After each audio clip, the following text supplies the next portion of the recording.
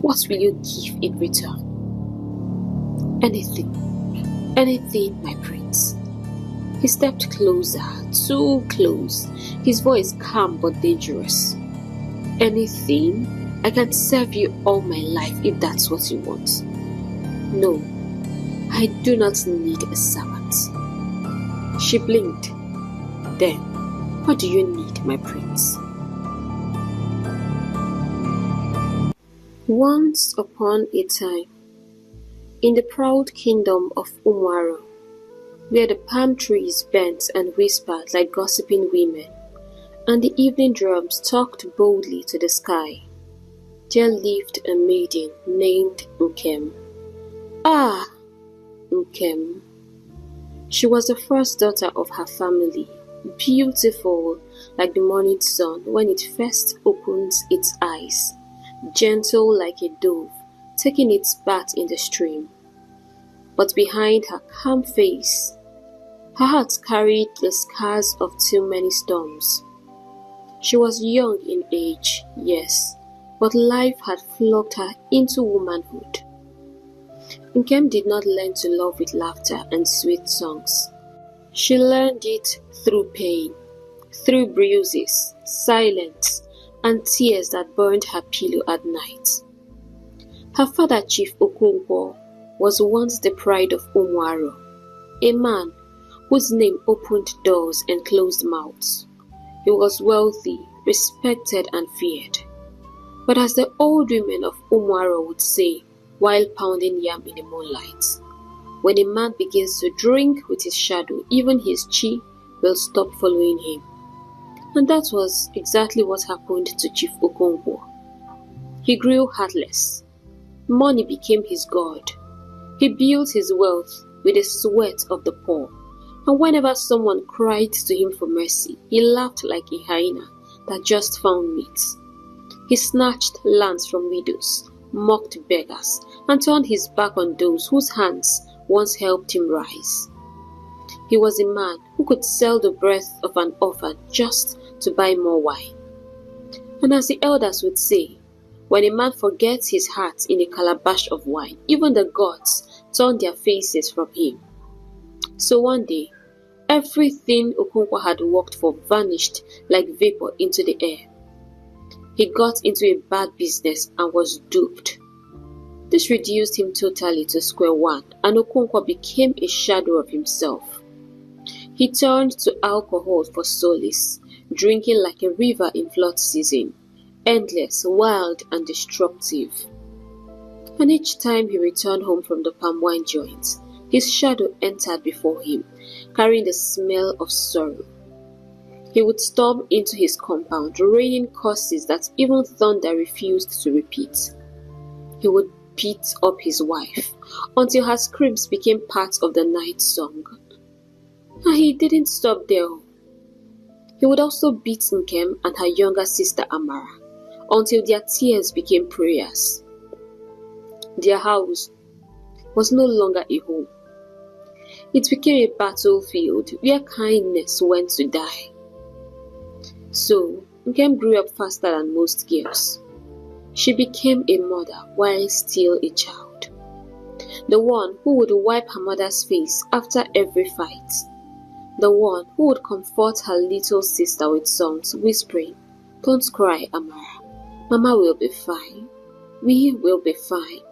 The sun always rises, even after a dark night. But every morning, when the real sun came up, their father would wake with a hangover and still curse and beat them. Sometimes, he would forcefully take the few coins his wife had earned from selling fufu or vegetables in the village market, shouting angrily, "So you call this money? You think you can take care of this house without me?" Then, he would march off again to drink it away, leaving his family in hunger and tears. Their mother Cindy, oh, their poor mother, worked until her bones became as thin as broomsticks, just to make sure her daughters had something to eat. She was gentle and quiet, the kind of woman whose strength didn't shout. She carried the family like a broken pot, still trying to hold water. And Nkem watched. Oh, yes, she saw everything. She watched her mother bend but never break. Watched her sister's laughter fade into silence. Watched her own childhood wither away before it could even blow. Fear lived with them like a fourth member of the family. Fear of the knife their father kept under his mat that no one knew when or how he planned to use it. Fear of the heavy footsteps that meant another night of shouting and beating, another round of pain. Fear of the man who threatens them every day, his voice roaring like thunder. One day, I will kill all of you. And one day, he actually did kill, just that it wasn't any member of his family. It happened on one hot afternoon, the kind of evening when the sun looked tired of shining. The sky was painted with gold and dust, and the wind carried the smell of trouble. Okonkwo staggered home again, drunk, more violent than ever. His feet wobbled, his eyes burned, and his breath smelled like a whole palm wine joint was hiding inside his stomach. He went straight to the calabash where his wife usually kept her market money, but it was empty. Cindy! Cindy! He thundered, his voice shaking the compound. Where is the money? Where is the money you made from sales, you foolish woman? Cindy's voice trembled like a leaf in the wind. Okonkwo, my husband, I didn't go to the market today. And the children need to eat. She didn't even finish before Okonkwo roared like a wounded leopard. Ah! The neighbors heard it. Even the goats outside paused their chewing. He slapped her once, twice, thrice, until her head hit the wall and she crumbled to the floor, gasping for breath. Then, madness took full control. He reached for his knife. Today, I will kill you today. Today, I must kill you today. No! Leave her alone! Nkem shouted, running to stand between them like a small goat, trying to stop a raging lion. He pushed her aside so hard that she landed roughly on the ground. Amara screamed. An elderly neighbor, one man who had heard enough cries for a lifetime, burst in through the gate. Okonkwo, stop! You will kill her! Stop this madness now! But that was when Okonkwo did the thing that ended him. With rage hotter than sense, he drove the knife straight into the old man's chest. For one long second, the world went silent. Even the wind refused to move. Then, thud, the old man fell. Nkem's scream split the evening like a gong, calling the gods from sleep. He has killed all! My father has killed a man! Please, help us before he kills our mother! She ran barefoot into the street of the village, dust flying, her voice shaking, hearts racing. People came running from every corner, men, women, youths, even children with wide, frightened eyes. The drums of Umwaro went silent. When they entered the compound and saw the lifeless body lying there, and Okonkwo was standing over it with the knife still dripping, the crowd gasped. But Okonkwo didn't even look sorry. His eyes were wild, his chest heaved like a bull ready to charge. I dare anyone who tries to come close, I will kill him, he shouted, waving the knife. A heavy silence fell. Nobody moved. Even the air held its breath. The people of Umwara had seen wickedness before, but this one wore madness like a crown. Then, before anyone could blink, a brave hunter who had been hiding behind a tree crept up and landed a heavy stick on Okonkwo's head. Wham! Okonkwo's eyes rolled, the knife fell, and he stumbled like a tree cut from the roots. The youths rushed in, tied him like a goat for sacrifice, and dragged him away as he kicked and screamed. I will come back for you, Nkem. I will kill all of you. You dare report your father to the villagers. You will pay! Nkem, still shaking, ran to her mother's side. Simply lay weak and half-conscious, her breathing shallow. Mother, he has been taken. We are safe now, Nkem whispered through tears, holding her mother close. The night fell quietly over Umwaro, but the peace that came with it carried the smell of blood and broken hearts. The next morning, the elders gathered in the village square. Nkem stood before them, a trembling girl with fire in her eyes and sorrow in her voice. She spoke not as a daughter, but as a witness.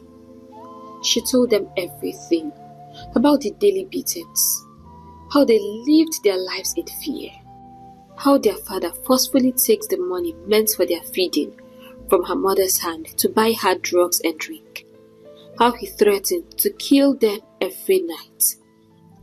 Her words came like rain after a long drought, painful and unstoppable. Other villagers rose to testify. They spoke of his cruelty, his violence, his greed. And before sunset, the judgment was made, signed by the king himself. Okonkwo, son of the land, you are no longer one of us. You have spilled innocent blood and caused your own lineage pain. From this day, you are banished from Umwaro. If you return, death shall follow. The people beat drums of exile. They chased him beyond the borders of the village with stones, sticks, and masquerade. Even the wind refused to follow, and again, though her heart broke, stood firm. She watched as her father disappeared into the forest, his curses echoing behind him. I will come back for you all. You all will pay. I promise every one of you.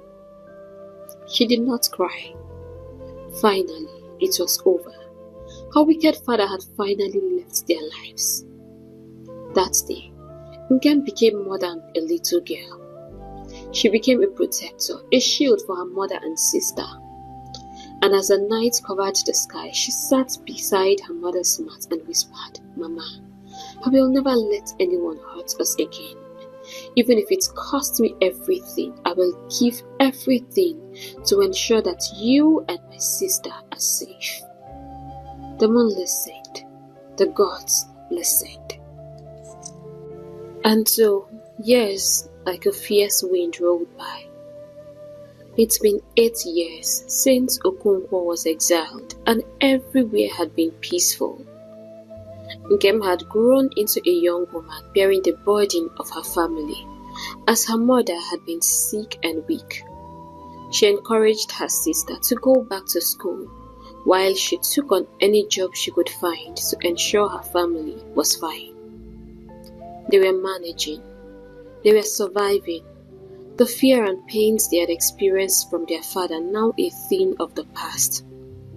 Until that morning, when they woke up to find bloodstains on the walls of their huts with the inscription, I am back. They all stared at it with shock on their faces. They knew who it was, Okonkwo. Night had fallen thick and heavy over Umwaro, the kind of night that swallowed sound. The moon hid behind the clouds as if afraid to witness what was about to happen. The entire village was asleep, but in the far distance a shadow was running. A maiden, barefoot and breathless, clutching a small cloth around her trembling body. It was Nkem. Yes, the same Nkem who had sworn she would protect her mother and sister no matter what. Now, she was keeping that vow, but in a way she never imagined. After the blood sign on their walls, rumors had been crawling through the village like snakes in the grass. Though, people said it in whispers as if afraid he may hear them. They said Okonkwo the Mad had returned, that the exile who once spilled innocent blood was gathering men in the forest. Someone even said he saw him, that he swore to burn his family's huts and drag his daughters with him, to prove that no woman could disgrace a man like him and go unpunished. Nkem's heart had not rested since she heard it. Her mother, too weak to flee, Where would she even run to if she wanted to? Wept and trembled. Amara clung to Nkem, crying, "Sister, what will we do? Where can we run to? He's going to kill us all."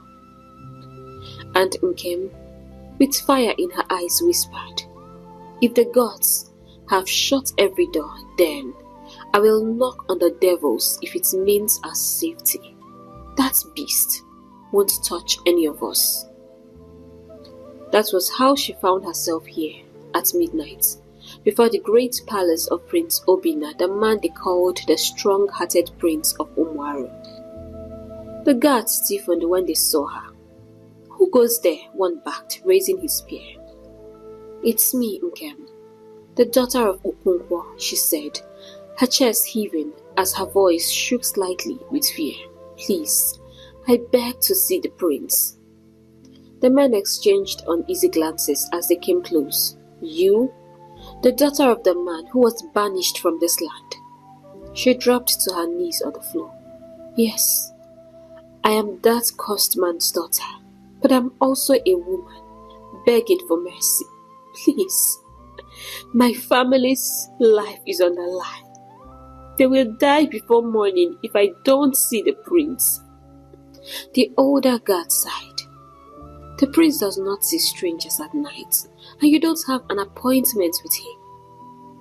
"Then, let me die waiting at his gate," she said quietly. "But I will not leave." The younger guard, moved by her tears, whispered to the other, "Let's call the steward. If she's lying, the prince will throw her out himself." Moments later, the iron gates creaked open, and two torch-bearing guards led her through the white stone courtyard, past the carved pillars and tall ancestral statues that glowed like spirits in the firelight. Her heart pounded louder than her footsteps.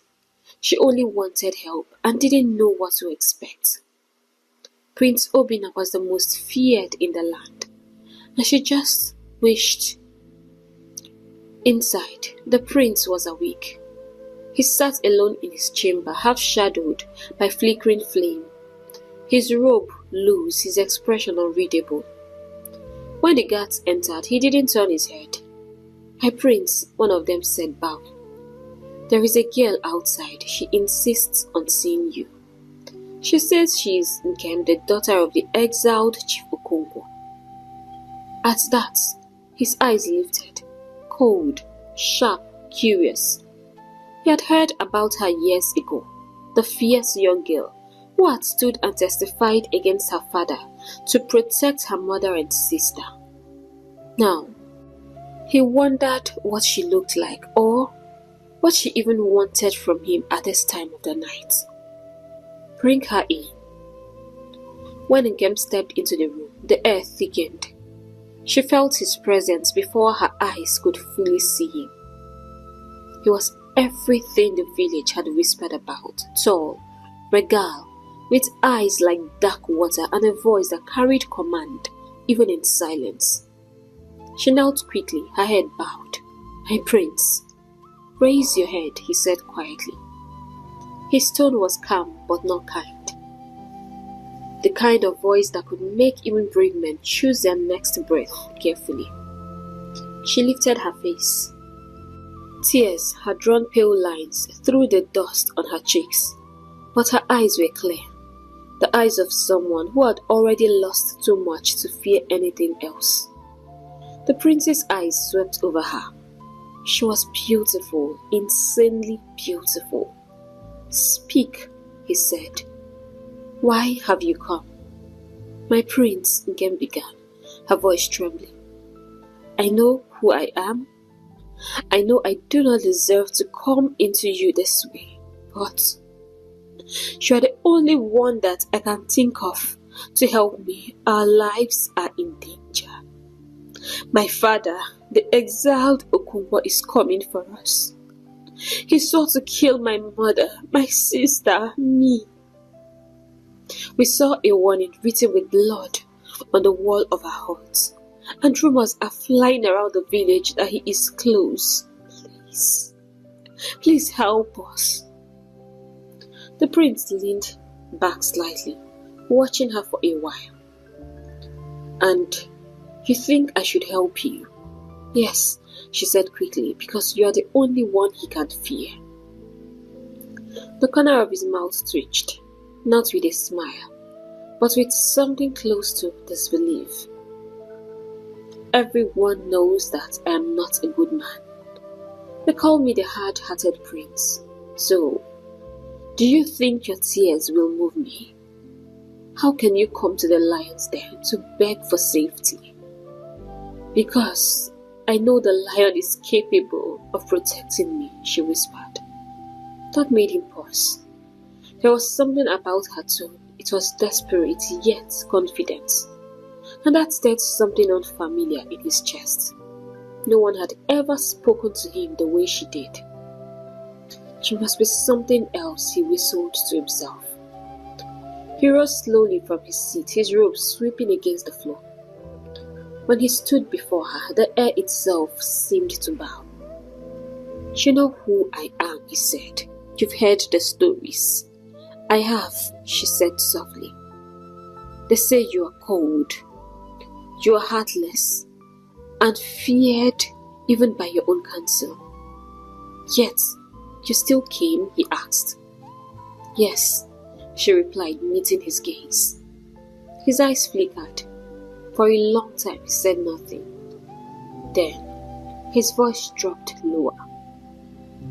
You ask me to protect the lineage of a man who once betrayed the crown, brought pain on the people, and shed an innocent blood. What will you give in return? Ngozi froze. She had not thought of this before. But then, what was she expecting from a hard-hearted prince? A hug? Cuddling? Definitely not. But she needed to protect her mother and sister. Anything, my prince. He stepped closer, too close, his voice calm but dangerous. Anything? Her lips trembled. I can serve you all my life if that's what you want. And I've worked all my life, so there's no chore that I can't handle. Even if I haven't done it before, I will learn. The prince studied her for a long silent moment. Then his next words came like a blade wrapped in silk. No, I do not need a servant. She blinked. Then, what do you need, my prince? A wife. The room went still in that instant. Nkem's heart stopped beating for a moment. A what? A wife, he repeated, his voice slow and sure. I have everything, excluding a woman in my life. If I must protect you, then you will become my wife. It's a win-win situation for us both. I need a wife, and you need protection. Once you become mine, your father will not dare touch you or any member of your family you hold dear to your heart. She stared at him, disbelief trembling through her. Truly, he was evil and hard-hearted. How could he ask her to marry him? What the rumors said about him were true. So, she would marry me to offer me help, she asked. He looked down at her, his eyes dark as midnight. What were you expecting? Perhaps I am not as noble as you thought. I do nothing for free. You said anything, Nkem. I am taking you at your word. Silence swallowed the moon. Her breath came in small broken waves.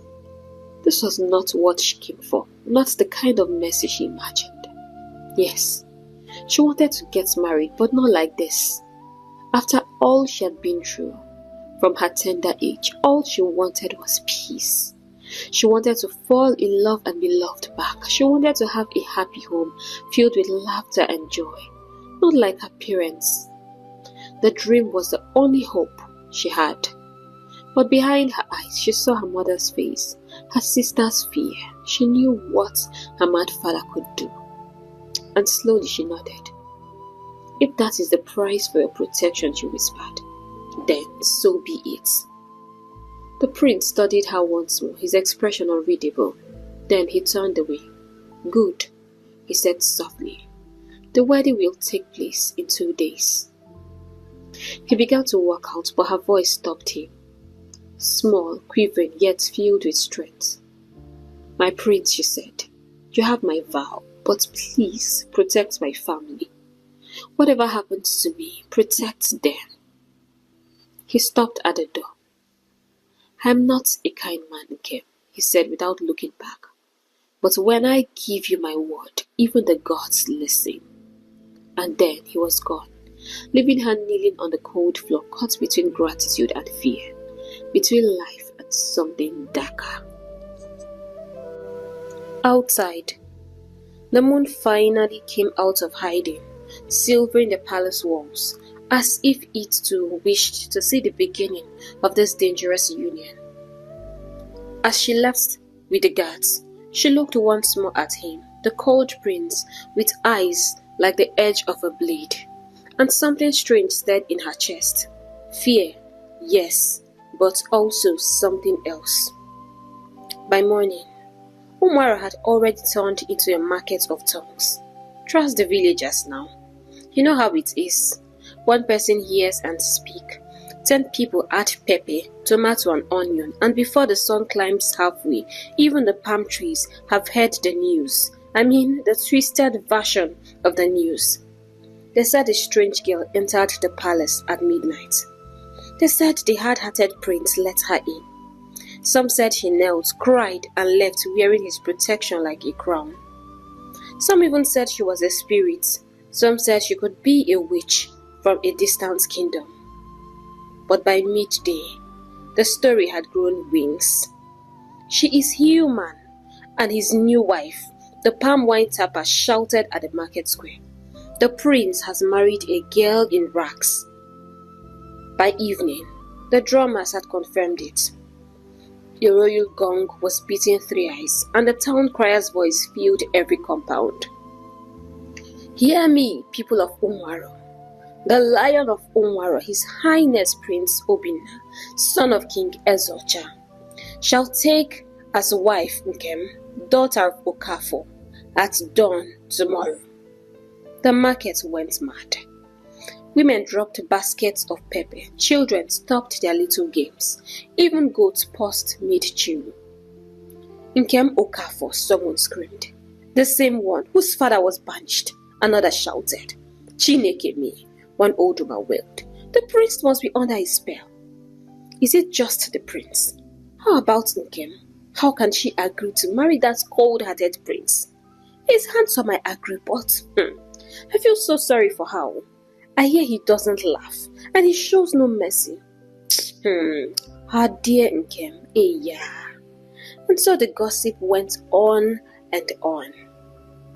Far away in the quiet compound of the Okafos, Amara almost choked on her roasted corn when Nkem arrived with the guards.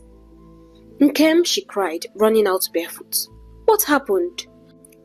Why are the royal palace guards with you? Did you steal something? Amara, keep quiet before you get us into trouble. Mama scolded from inside, coming out slowly and tying her wrapper.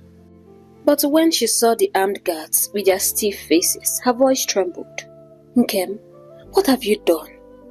Nkem's lips quivered, but her eyes stayed steady. Mama, we are safe now. The prince, he promised us protection. Protection? Their mother seemed defrowned. The hard-hearted prince offered us protection. At what price, ne? Before Nkem could answer, one of the guards stepped forward and said, Madam, pack your things. His Highness commands that you and your daughters come to the palace immediately. The marriage ceremony will take place at dawn tomorrow. The calabash in Mama's hand fell to the ground. Ewo! Hello, marriage? Amara's mouth flew open. With who? With the prince, the guard said proudly. Amara blinked.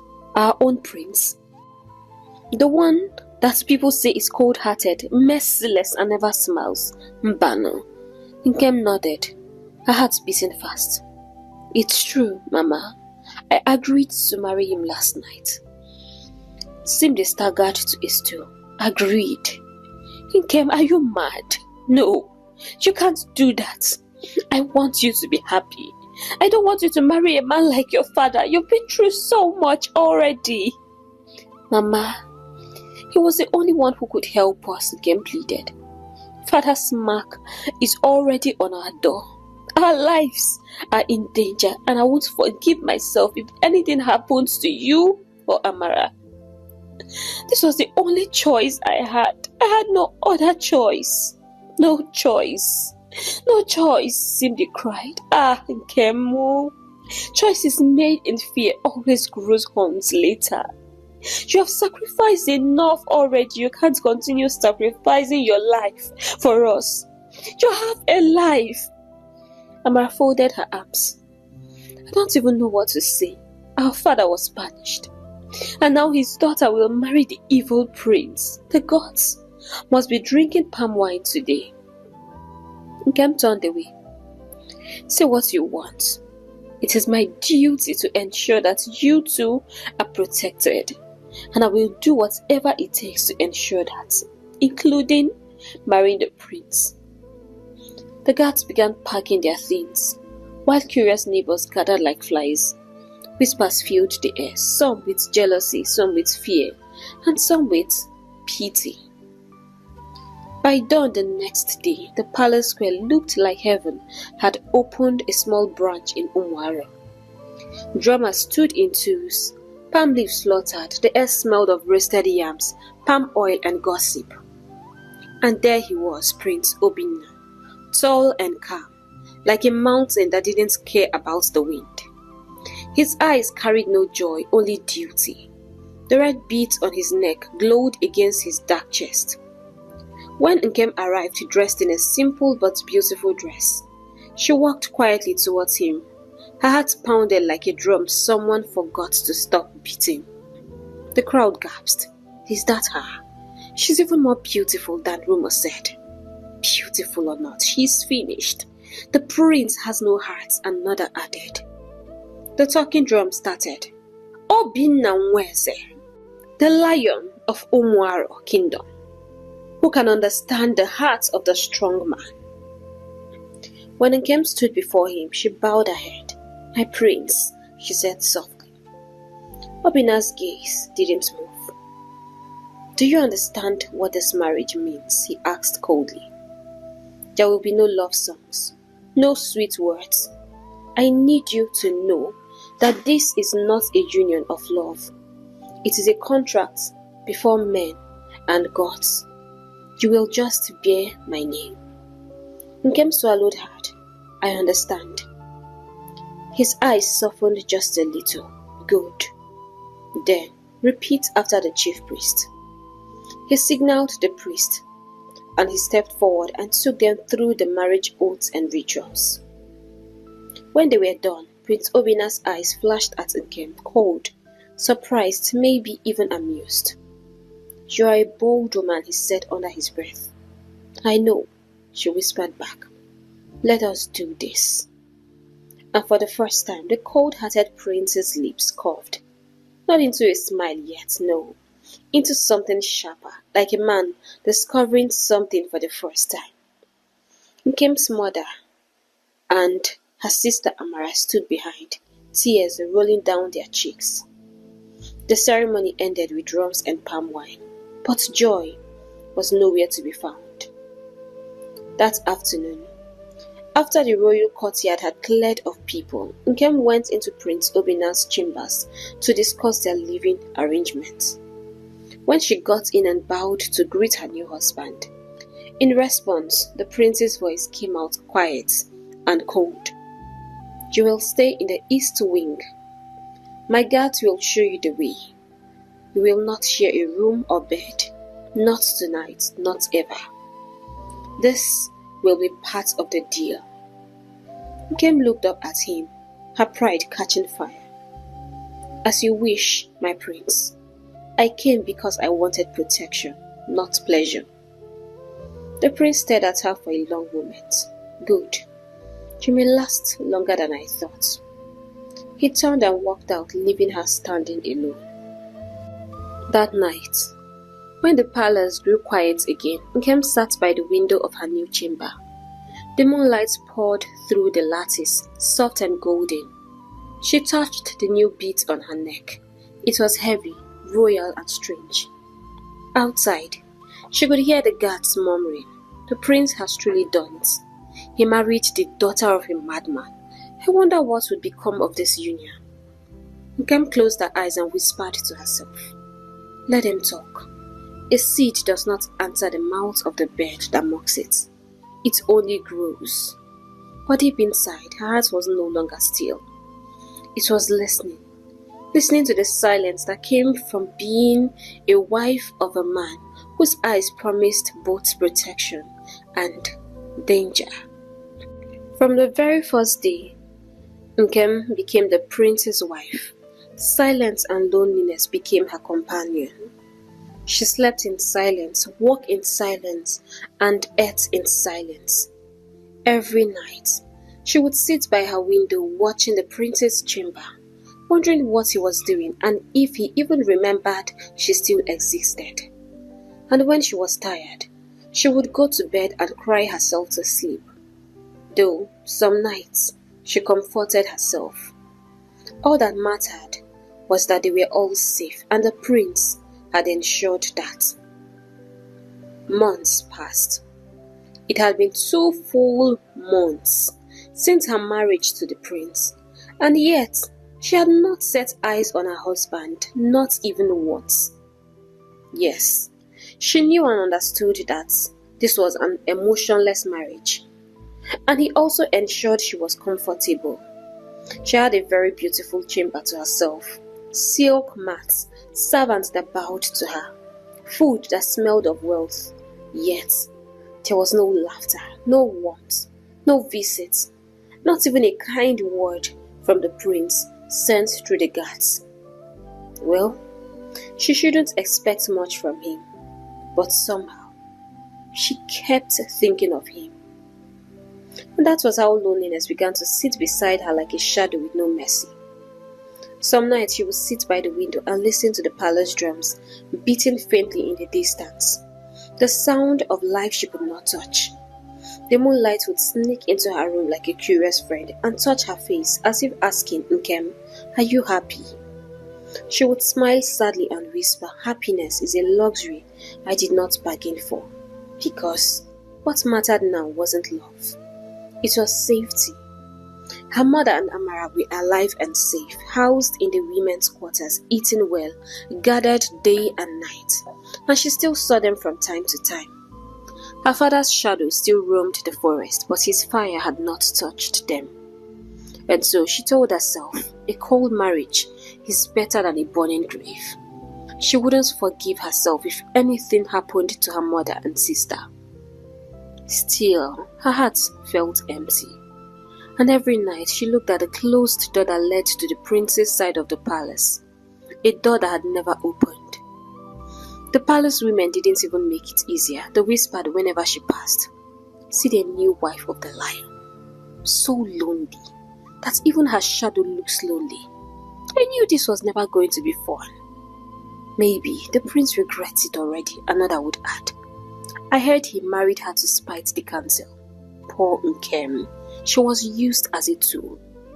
Some laughed, some pitied, but all watched her like hawks waiting for a fall. The head maid Adako was the sharpest tongued among them.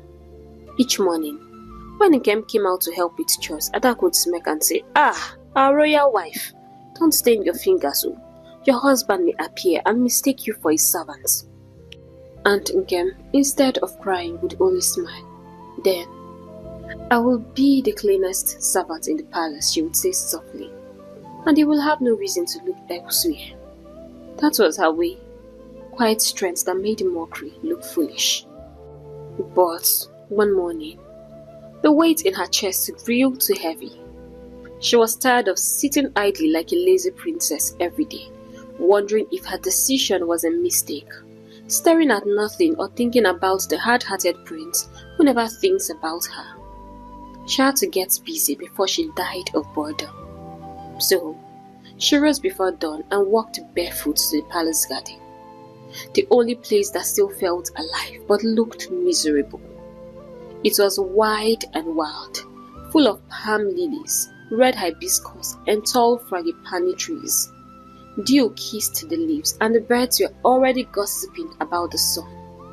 There, she knelt by a patch of stubborn weeds. If she can't make her life beautiful, at least she can make the garden shine again. Her hands sank into the earth and she began to pull the weeds out one by one. But even at that, she couldn't stop feeling miserable for herself. Her tears mixed with the dew. "I'm not crying because I am weak," she whispered.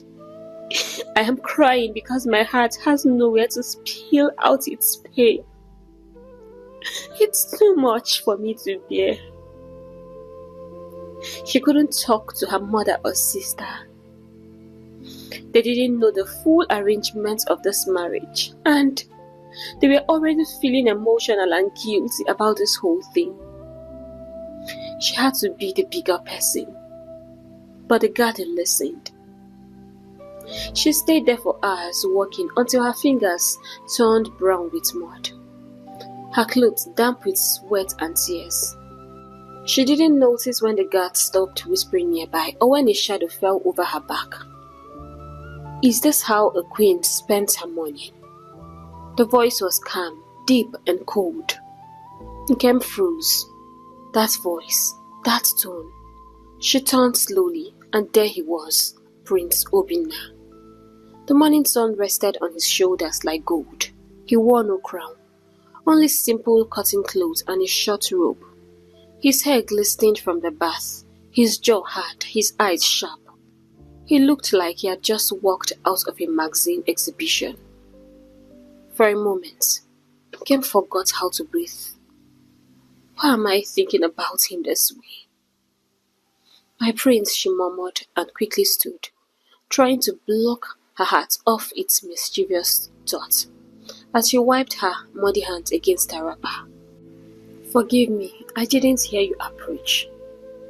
He looked at her hands, then her clothes, and then the dirt-stained mat beside her. His expression didn't change. "You've been here since dawn." "Yes, my prince." "Doing what?" Nkem swallowed, trying to make something grow. He raised a brow. "Weeds? Patience," she said quietly. "The ground listens better when you touch it yourself." A flicker of something, surprise, maybe curiosity, crossed his face. "You speak like a wise woman," he said, "but you look like a bride who has not smiled in 2 months. She looked down. "There has been nothing to smile about." The words hung between them like smoke. He studied her, the smudge of dirt on her cheek, the tremble of her lips, the courage in her posture. Then, almost too softly, he asked, "Do you regret it?" "Regret what, my prince?" "Marrying me." Nkem hesitated. "If I say yes, will it change your mind? Will it change anything between us?" His jaw tightened. "No." "Then what is the use?" she said gently. "Some roads cannot be walked backwards." The prince turned away, hands clasped behind him. She wanted protection. She got it.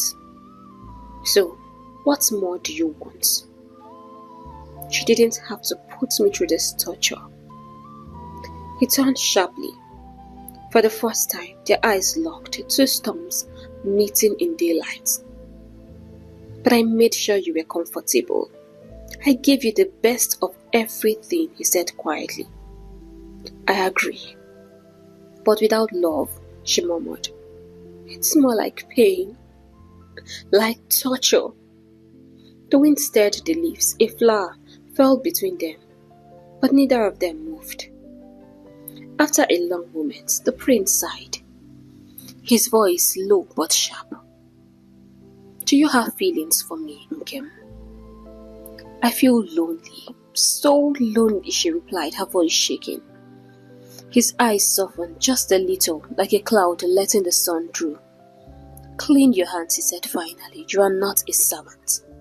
"Then treat me like a wife," she shouted, and her voice cracked with something deeper than pride.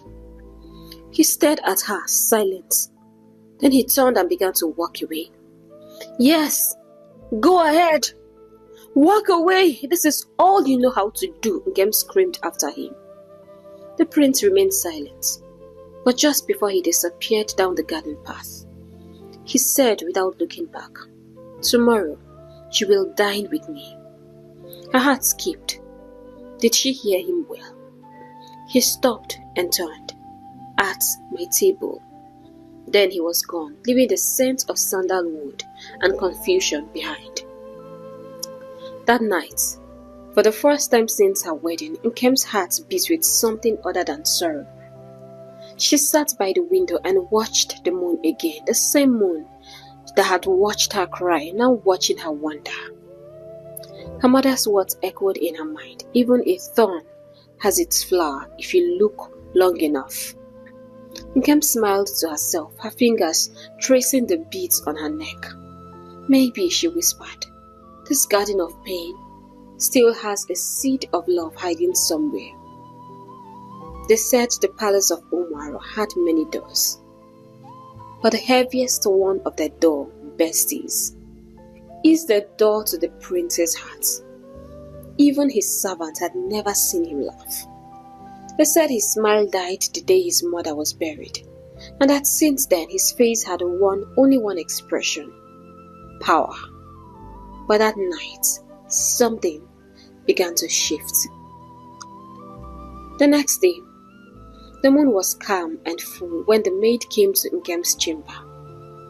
"His Highness requests your presence at the private hall," she said, bowing low.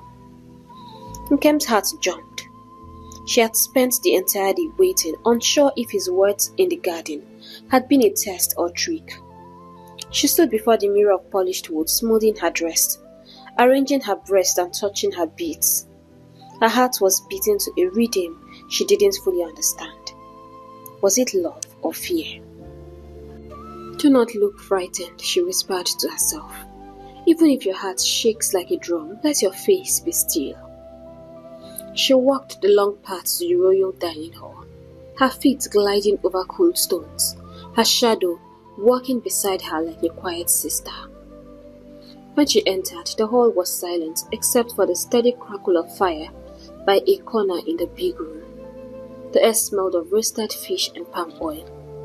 Wintobina sat alone at the head of a long carved table, his face calm. He didn't look up at once. "Sit," he said, his tone the same one he used for everyone, firm, authoritative and distant. Nkem obeyed. She sat quietly at the far end, folding her hands in her lap. For a while, they ate in silence.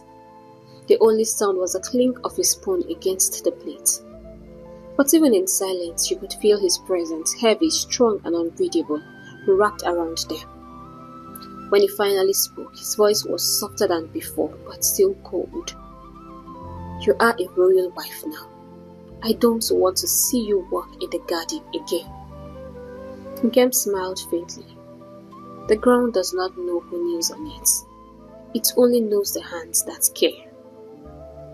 He looked at her, then really looked. There was something honest in her voice that unsettled him.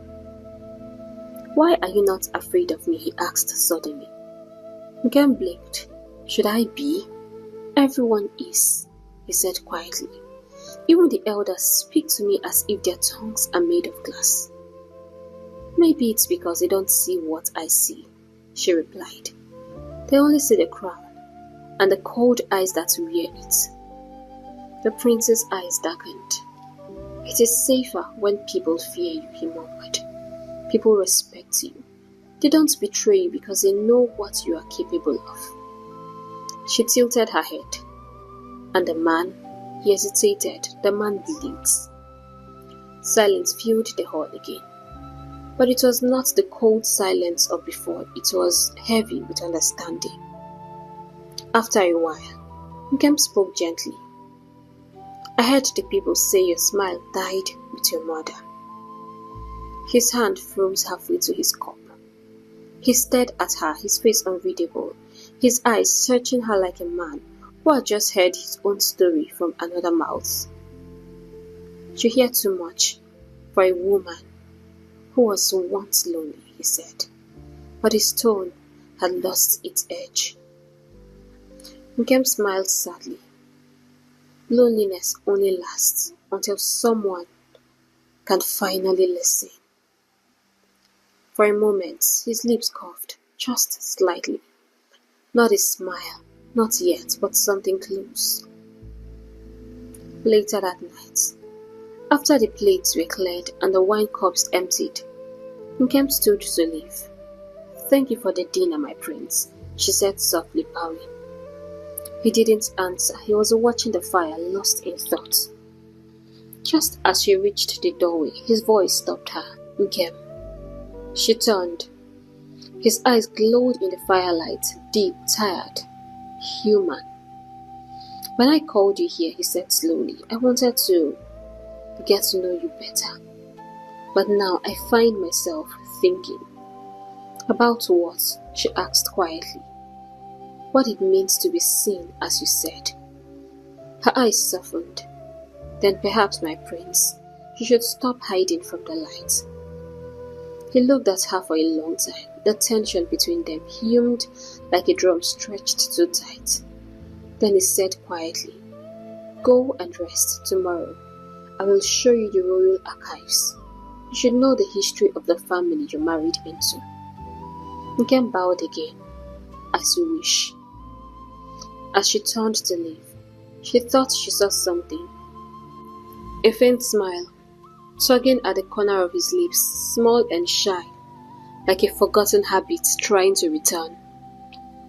That night, Prince Obinna couldn't sleep. He sat by his window watching the moon as it climbed the sky. In his mind, he saw Nkem's muddy hands in the garden, her eyes bright with pain and defiance. He remembered her words. Luxury without love is nothing but pain and torture. He didn't want to admit it to himself, but he was in love with her. From that very night, she had come to him crying.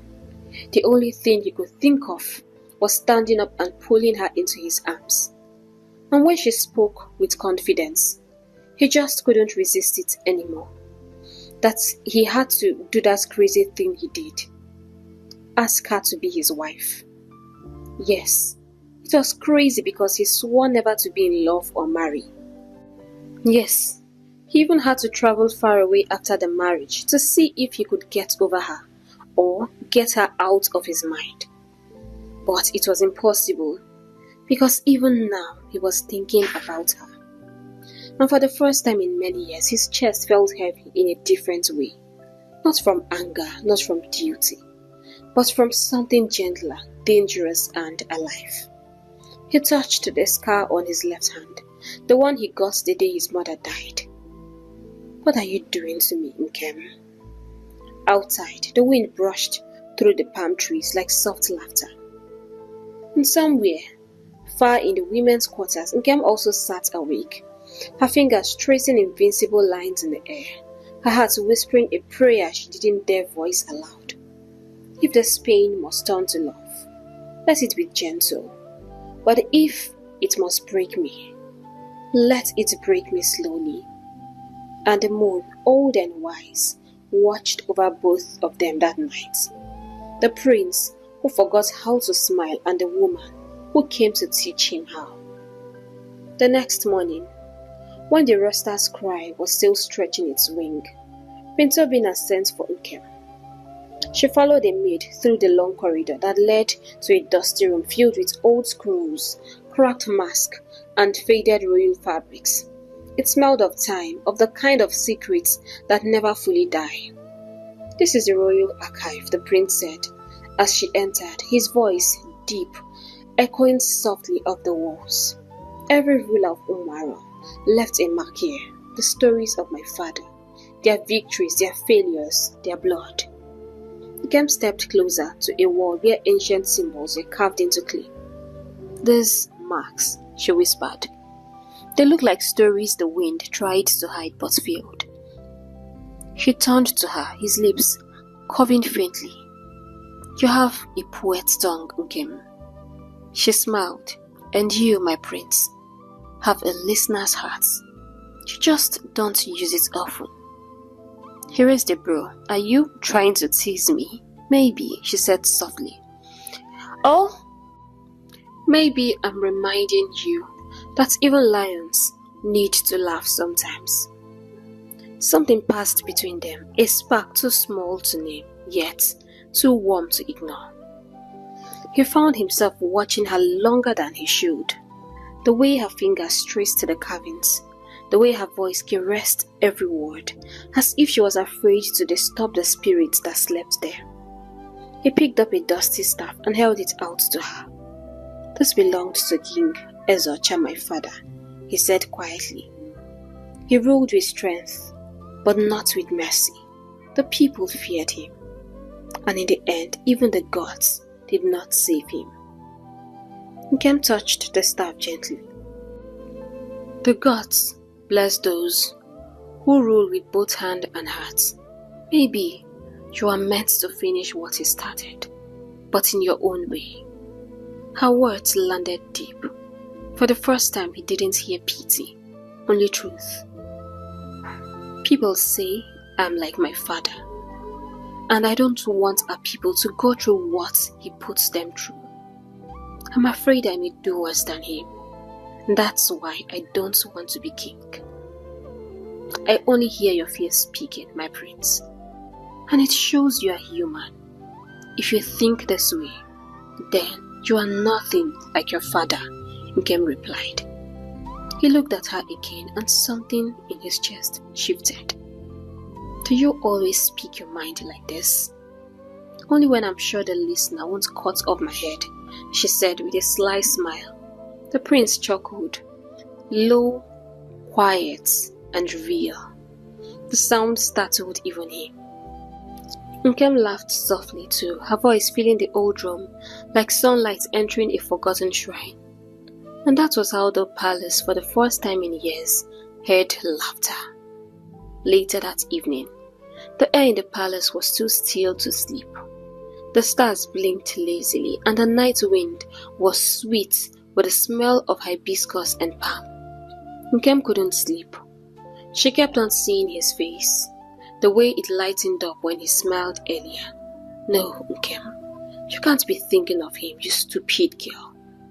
She stepped out of her chamber, wrapping her shawl tighter. The corridors shimmered faintly under torchlight. At the same time, in the other corner of the palace, the prince also rose, restless, heavy with thoughts. He walked the same path, seeking air, seeking quiet, or perhaps seeking what he didn't know he was seeking.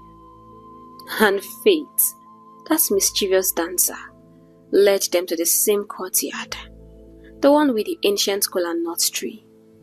They almost collided. Oh, Nkem gasped, her hand flying to her chest. My prince! He steadied her before she fell, his hand warm around her. You should not be walking alone at this hour, he said, but his voice had lost its sharpness. And you, my prince, she replied softly, should not be scaring women who are trying to breathe. He held her. Breathe? Do I take your breath? Her lips coughed. Maybe a little. That made him pause, half amused, half disarmed. The torchlight made her eyes glow like wet amber. I see your tongue has grown bolder, he murmured. Your silence gave it space to grow, she whispered. They stood close, too close now. The air between them thickened, heavy with something neither of them could name, but they both could feel it. Obina's voice dropped. You are playing a dangerous game, Nkem. Then, teach me the rules, she said, her heart thundering. He took a slow breath, his eyes tracing her face, the curve of her lips, the shimmer of moonlight on her skin. When he spoke again, his voice was barely above a whisper. You shouldn't look at me like that. Like what? She asked. Like you are not afraid anymore. She smiled faintly. Maybe. Maybe not. And before Ida could think, the distance between them closed. His hands moved to her cheeks. Hers brushed his chest. The world went quiet. Even the night held its breath. When their lips met, it wasn't wild. It was soft, slow, and searching. The kind of kiss that feels like memory and discovery at once. A meeting of two hearts that had been circling each other too long. It was the kiss that both had been avoiding and craving. The prince's hand lingered at the back of her neck. Her fingers clung to the fabric of his robe. For one fragile moment, all the walls between them fell. Then, suddenly he pulled away. His breath was uneven. His eyes, once soft, turned guarded again. This, he whispered, shaking his head, was a mistake, and it can't happen again. Why? Nkem's voice broke slightly. He looked at her, torn, angry at himself, angry at the world. Because I am not the man you think I am. Because I will hurt you. He turned quickly and walked away, his footsteps echoing down the stone path. Nkem stood there frozen, her heart still trembling from what had just bloomed and died so soon. Tears glistened in her eyes. The night wind brushed against her, whispering softly. That night, neither of them slept. In his chamber, the prince sat by the window, one hand holding a glass of wine, the other clenched into a fist, replaying the feel of her lips, the warmth that frightened him more than any sword ever could. In her chamber, Nkem pressed her fingers to her mouth, tears stinging her eyes. She didn't know whether to cry or smile. The moon above watched, both of them, one restless in guilt, the other restless in longing. It said nothing. It only shone brighter, as if it too remembered what it meant to be touched, and then left behind. When dawn came, Umara's sun rose proud and golden, but inside the palace, two hearts were hiding from the light. The kiss of the night before still lived between them, soft, unspoken, and heavy with questions. Prince Obinna had not come out of his chamber. He cancelled all morning meetings, refused breakfast, and spoke to no one. They said the lion was restless. They said his steps echoed like thunder behind closed doors. But only he knew the truth, that his heart, once made of iron, now felt like fire trapped in a clay pot. He had tried to pray that morning. He knelt before the ancestral mask, whispering, "Spirits of my father, forgive me. I have touched what I swore to avoid." But the gods were silent, the way gods are when men are confused. He rose and walked to the window, staring at the sky. Every time he blinked, he saw her face, Nkem, standing under the moonlight, her lips trembling, her eyes holding that kind of softness that could ruin a strong man. He pressed a hand to his chest. "No," he muttered. "This is weakness. I cannot love her. Not now." Because love for him was a dangerous thing. His father had been incapable of loving. He didn't love his mother the way he should. And he watched his mother break down. And the same applied to him, since people say he took after his own father. So, he did what wounded men do best. He wore pride like armor and silence like a shield. But the palace noticed. He stopped eating at the royal table. He stopped visiting the gardens. And poor Nkem. Nkem. She felt the distance like a knife with no handle. Everywhere she turned, she met his shadow but not his face. At night, she would lie awake staring at the ceiling, replaying that moment, the warmth of his touch, The kiss that ended too soon, the look in his eyes that said everything and nothing. Her heart whispered, he felt it too. But her mind said, you are just a mistake he regrets. So, she moved quietly, keeping her pain hidden beneath grace. She helped the servants, smiled at the maids who mocked her and spoke gently to her mother and sister. But when she was alone, her eyes would grow wet and her prayers longer. Gods of the land, she whispered one night, I did not come here for love. I only asked for safety. But if this love is my punishment, then teach me how to endure it. Weeks passed, and one afternoon, as she walked through the courtyard, the sound of clashing steel stopped her steps. Guards were training, spears flying, feet pounding the dust. But the one leading them was Prince Obinna himself. His chest glistened with sweat. His arms moved with strength and anger, every strike sharper than the last.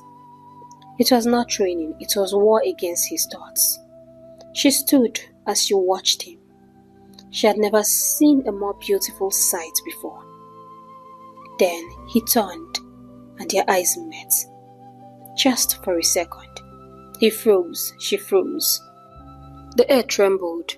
Then he looked away, barked an order to the soldiers, and walked off without a word. Kem's chest tightened. She wanted to hate him. She wanted to forget him. But love doesn't leave through the same door it entered.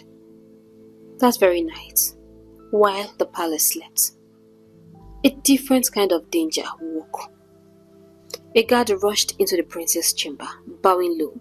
My prince, the scouts from the eastern forest have returned. They found strange marks, skull signs drawn with blood on the trees near the old path. The prince's face hardened. Who dares defile my father's land? The scouts say the name Chief Okonkwo was inscribed in it, the guard said softly. A silence fell heavy in the room. The prince clenched his jaw. So, the old viper still breathed truly. He rose to his full height, doubled the guards at the gate, and sent a messenger to the women's quarters. No one leaves without my order. I'm going to see my wife now. When Ngem heard the news, her knees went weak. Her father again. Her father, who would rather destroy than repent.